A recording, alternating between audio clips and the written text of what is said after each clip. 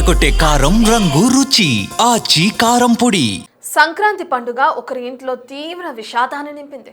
పండుగకు సెలవులు దొరకవని భావించి ముందే కుటుంబ సభ్యులతో కలిసి సరదాగా గడపాలని హైదరాబాద్ నుంచి సొంతూరుకి బయలుదేరిన ఆ యువకుడు జలసమాధయ్యాడు. ఆలస్యంగా వెలుగులోకి వచ్చిన ఈ ఘటన మృతుడి కుటుంబాన్ని శోక సంద్రంలోకి నెట్టింది. చేతికి అంది వచ్చిన కొడుకు ప్రాణాలు కోల్పోవడంతో ఆ తల్లి వేదన గ్రామస్తుల హృదయాలను కలిచివేస్తుంది. అసలు ఏంటి ఆ విషాద ఘటన? పండగకు బయలుదేరిన యువకుడు ఎలా మరణించాడు? అతన్ని ఎలా, ఎక్కడ, ఎప్పుడు గుర్తించారో ఈ స్టోరీలో తెలుసుకుందాం. కరీంనగర్ జిల్లా మానకొండూరు మండలం ఊటూరు గ్రామానికి చెందిన రాజు అనే యువకుడు హైదరాబాద్లోని ఓ ఫైనాన్స్ కంపెనీలో పనిచేస్తున్నాడు.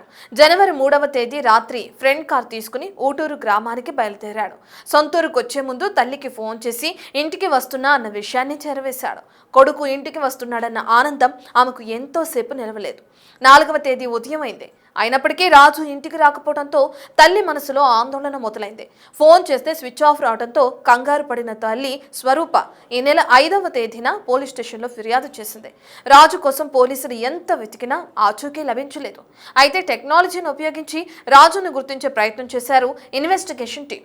ఈ క్రమంలోనే రాజు సెల్ ఫోన్ సిగ్నల్స్ తో పాటు కారు జీపీఎస్ ఆధారంగా ఆచూకీ కనుక్కునే ప్రయత్నం చేశారు.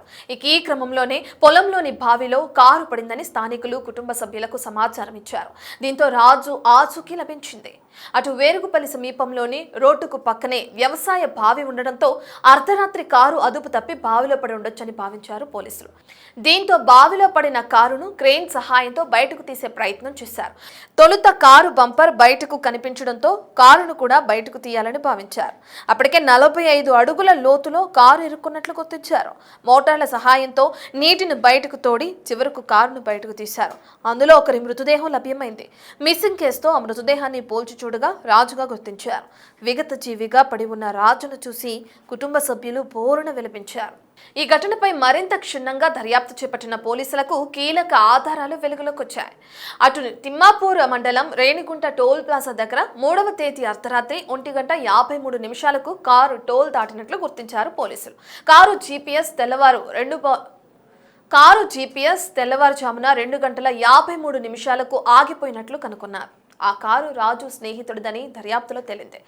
ఈ క్రమంలోనే తల్లి స్వరూప మరో కీలక విషయాన్ని బయటపెట్టారు. రాజు తండ్రి కూడా ఇలాగే బావిలో పడి చనిపోయినట్లు తెలిపారు.